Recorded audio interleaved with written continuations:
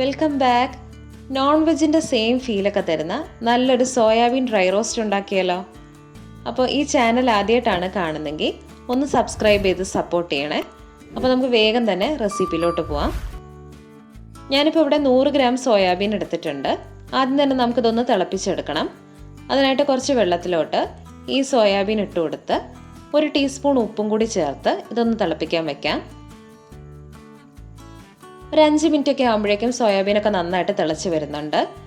ഇനി ഇത് ഒരു സ്ട്രെയിനറിലോട്ട് മാറ്റി പച്ചവെള്ളത്തിൽ നന്നായിട്ടൊന്ന് കഴുകിയെടുത്ത് ഒന്ന് പിഴിഞ്ഞെടുക്കാം. ഇനി ഒരു ചട്ടി വെച്ച് ആവശ്യത്തിന് വെളിച്ചെണ്ണ ഒഴിച്ച് ഒരു വലിയ സവാള കൊത്തി അരിഞ്ഞത്, 2 പച്ചമുളക്, ഒരു 4 അല്ലി വെളുത്തുള്ളിയും ഒരു ചെറിയ കഷ്ണം ഇഞ്ചിയും കൂടി ചതച്ചത്, കുറച്ച് കറിവേപ്പില, ആവശ്യത്തിന് ഉപ്പും കൂടി ചേർത്ത് ഇതൊന്ന് വഴറ്റിയെടുക്കാം.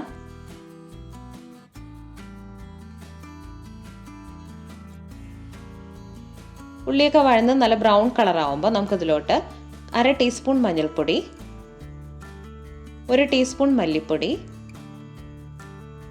2 ടീസ്പൂൺ മുളക് പൊടിയും കൂടി ചേർത്ത് ഈ പൊടിയുടെ പച്ചമണമൊക്കെ പോകുന്നവരെ നന്നായിട്ടൊന്ന് വഴറ്റിയെടുക്കാം.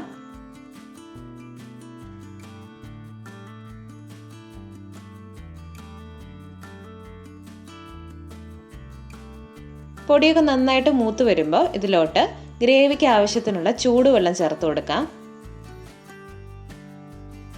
വെള്ളമൊക്കെ ഒന്ന് തിളച്ച് വരുമ്പോൾ ഇതിലോട്ട് നമ്മൾ പിഴിഞ്ഞ് വെച്ചേക്കുന്ന സോയാബീൻ ചേർത്ത് നന്നായിട്ടൊന്ന് മിക്സ് ചെയ്തെടുക്കാം.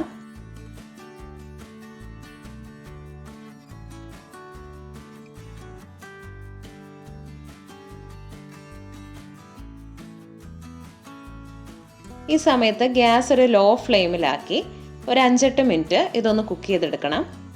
അപ്പോഴേക്കും മസാലയൊക്കെ സോയാബീനിൽ നന്നായിട്ട് പിടിച്ചിട്ടുണ്ടാവും.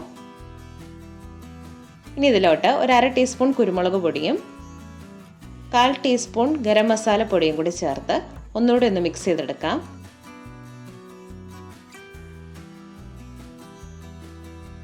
ഈ സമയത്ത് ഉപ്പൊക്കെ നോക്കി ഒന്ന് ബാലൻസ് ചെയ്യണം. ഇപ്പോൾ നമ്മുടെ സോയാബീൻ ഡ്രൈ റോസ്റ്റ് റെഡി ആയിട്ടുണ്ട്. അപ്പോൾ ചോറിനും ചപ്പാത്തിക്കും ഒക്കെ ഒരുപോലെ ടേസ്റ്റി ആയിട്ടുള്ളൊരു ഡിഷാണ്. അപ്പോൾ എല്ലാവരും ട്രൈ ചെയ്ത് നോക്കി ഫീഡ്ബാക്ക് അറിയിക്കണം. Thank you for watching.